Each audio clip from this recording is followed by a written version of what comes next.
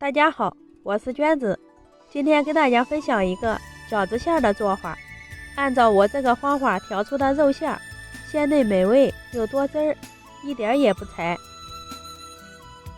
先在锅里倒入1杯清水，放入2个八角，1/20粒的花椒，开大火烧开，煮上1分钟，闻到香味时关火，放凉备用。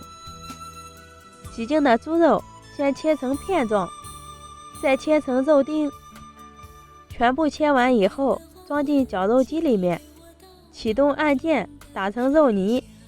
因为猪肉比较多，可以多打上几次。将打好的肉馅倒在大盆里备用。准备1把芹菜，洗净之后给它切碎，放到盘子里备用。放凉的发酵水倒在杯子里，把大料过滤出来不用。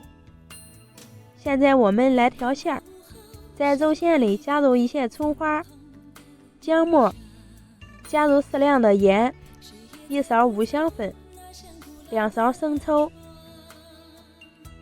，1勺老抽，1勺蚝油。先给食材搅拌均匀，接着分次加入发酵水，每加一次都要朝一个方向搅拌，给肉馅上劲儿。我这是1斤半的猪肉，放了220毫升的发酵水，一直搅拌到有粘稠状就行了。倒上切好的芹菜，再淋上一些食用油，加油能锁住水分，使肉质更鲜嫩。再次搅匀以后，淋上一些香油提香，咱们的肉馅就调好啦。哇，好香啊！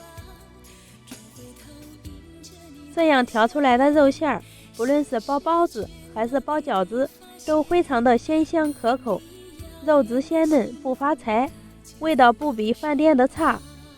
喜欢的朋友可以先收藏起来，过年时做给家人吃哦。我们明天见。